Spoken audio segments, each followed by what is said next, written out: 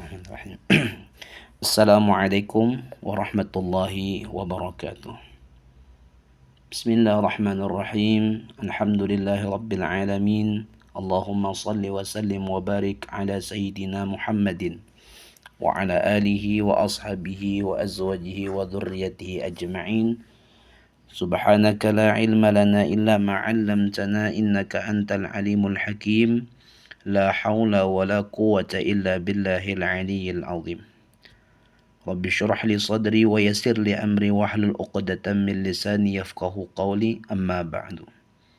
Alhamdulillah, kita bersyukur kepada Allah Subhanahu wa taala. Kembali kita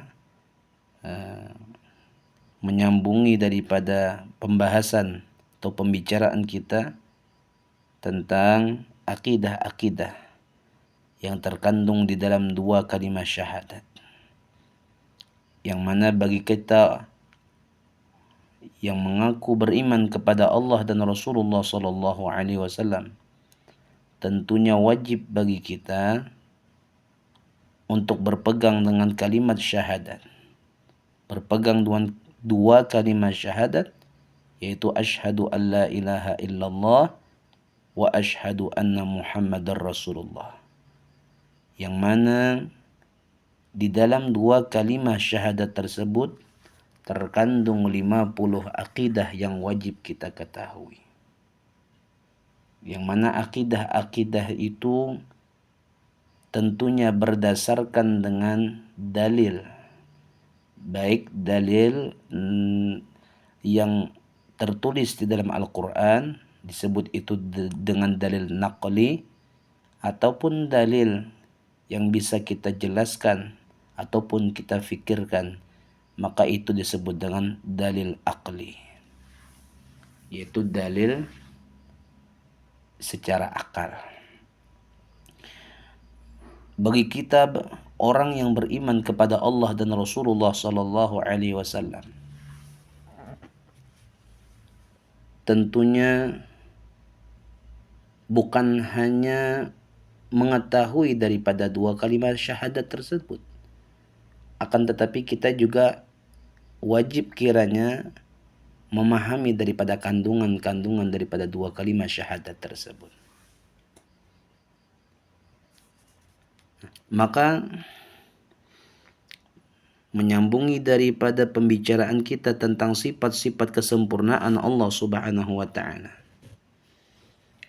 yaitu setelah kita membahas tentang wujud, qidam, dan ketiga kemarin adalah baqa, maka sifat yang wajib yang keempat, sifat yang keempat yang wajib kita ketahui adalah Allah bersifat mukhalafatuhu lil hawadis. Dalam artian wajib, la yusaddiqul aqlu bi'adamihi, tidak membenarkan oleh akal dengan tiadanya.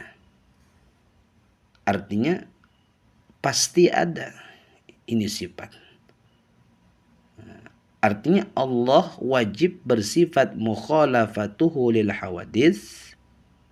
Artinya Allah wajib menyalahi bagi baharu. Jadi arti daripada mukhalafatuhu lil hawadis yaitu menyalahi Allah bagi baharu. Maksudnya Allah tidak sama dengan segala yang baharu atau makhluk. Jadi segala yang baharu itu makhluk. Semua makhluk itu diciptakan.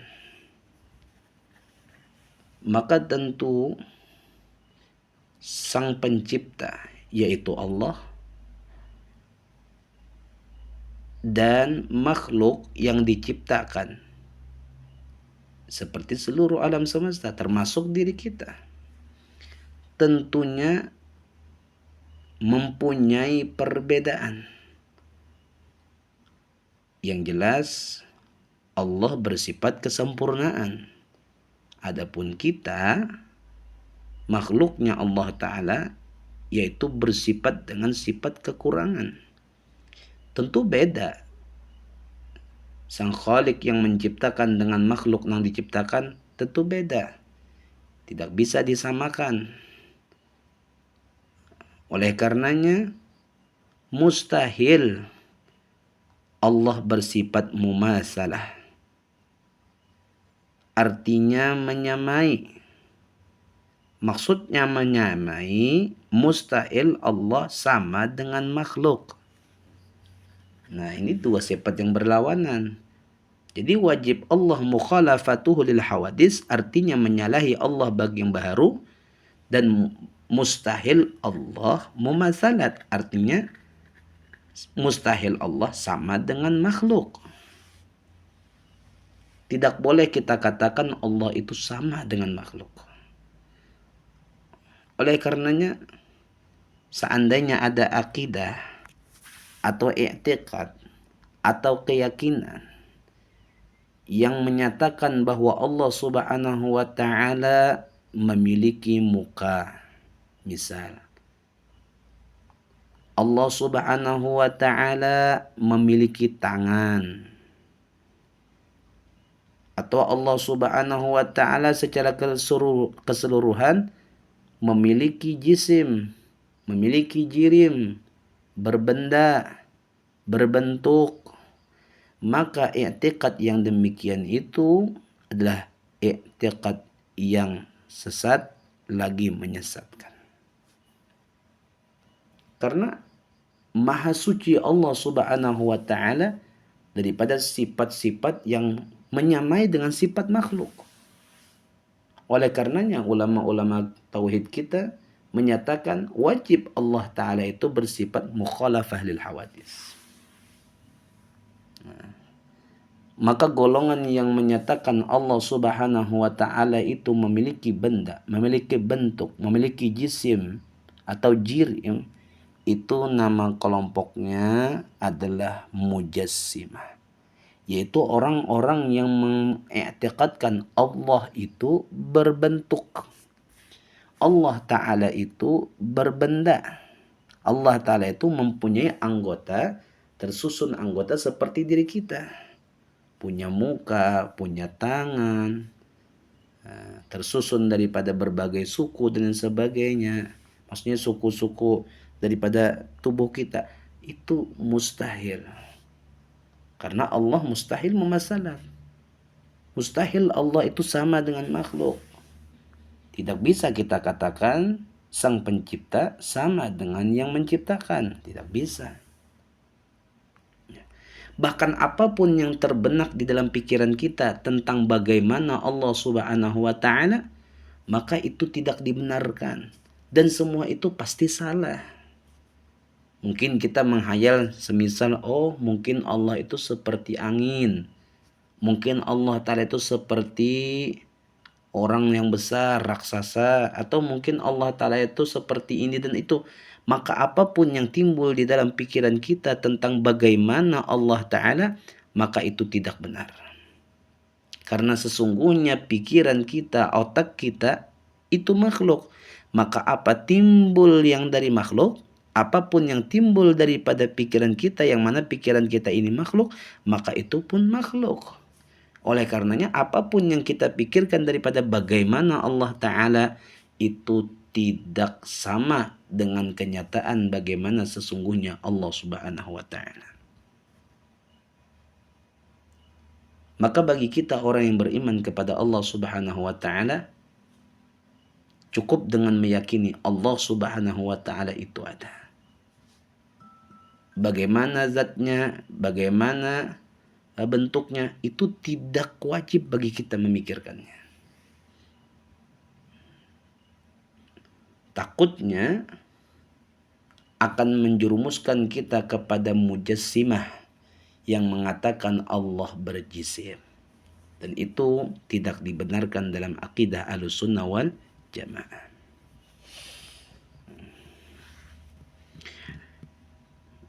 Dan sifat Allah Subhanahu wa Ta'ala mukhalafatuhu lil hawadis ini berdasarkan dalil firman Allah Subhanahu wa Ta'ala di dalam Al-Quran, laisa kamitslihi syai'un. Artinya tidak ada sesuatu pun yang serupa dengannya. Maksudnya serupa dengan Allah Subhanahu wa taala. Tidak ada. Jadi bagi kita yang benar-benar ingin menyempurnakan imannya kepada Allah Subhanahu wa taala, jangan pernah berpikir, jangan pernah mencari bagaimana Allah Subhanahu wa taala. Nabi kita Muhammad sallallahu alaihi wasallam pun beliau pernah bersabda, "Tafakkaru fil khalqi wa la tafakkaru fil khaliqi." Tafakurkanlah, pikirkanlah kebesaran Allah taala itu dengan ciptaannya. Bukan memikirkan bagaimana Allah ta'alanya, bagaimana sang penciptanya. Cukup kita lihat, cukup kita pikirkan, tafakurkan bagaimana kebesaran Allah, bagaimana kekuasaan Allah menciptakan seluruh alam semesta. Bagaimana hebatnya Allah, bagaimana betapa kuasanya Allah Subhanahu wa taala mampu menciptakan seluruh alam semesta. Jangankan melihat di luar, bahkan ketika kita melihat di diri kita sendiri, betapa hebatnya Allah, betapa kuasanya Allah menciptakan manusia sedemikian bentuknya daripada bagusnya ciptaan Allah Subhanahu wa taala. Kepala di atas, kaki di bawah, itu luar biasa. Bayangkan kalau ciptaan Allah Ta'ala, kepala di bawah, kaki di atas, tentu menjadi hal yang tidak bagus. Tapi Allah Ta'ala ciptakan kaki di bawah, kepala di atas, dengan bentuk yang sempurna, dengan anggota tubuh yang sempurna. Bukan hanya yang nampak di mata, tapi di dalam tubuh dengan segala tugasnya. Ada jantung, ada hati, ada usus, ada tempat berbagai macam untuk menyaring segala racun. Semuanya adalah ciptaan Allah Subhanahu wa taala. Maka dengan bertafakur pada ciptaannya, kita akan memandang betapa sempurnanya sang pencipta, yaitu Allah Subhanahu wa taala. Sehingga yang disuruh bagi kita adalah memikirkan bagaimana ciptaannya, bukan memikirkan bagaimana Allah Subhanahu wa taala. Nah, maka oleh karena itu, bagi kita orang yang beriman dengan sifat mukhalafatuhu lil hawadis, artinya Allah menyalahi bagi yang baru. Maksudnya Allah tidak sama dengan makhluk, dan mustahil Allah mumatsalat, artinya mustahil Allah sama dengan makhluk, yang mana Allah itu bersifat kesempurnaan, makhluk bersifat kekurangan. Maka amalan daripada sifat tersebut adalah kita banyak membaca tasbih, yaitu subhanallah, yang artinya maha suci Allah. Artinya kita mensucikan Allah dari sifat-sifat kekurangan. Yang bersifat kekurangan itu kita, makhluk. Adapun Allah bersifat dengan sifat kesempurnaan. Maka dengan mengucap subhanallah, subhanallah, subhanallah, artinya maha suci Allah, maha suci Allah. Artinya maha suci Allah daripada sifat kekurangan. Kalau kita katakan semisal Allah Subhanahu wa taala itu sama dengan kita, yang mana kita ini adalah makhluk yang penuh dengan kekurangan, maka tentulah Allah Subhanahu wa taala tidak menjadi Tuhan yang bersifat kesempurnaan. Karena kalau kita samakan seperti kita, atau kita samakan seperti makhluk, sedangkan makhluk itu bersifat dengan sifat kekurangan.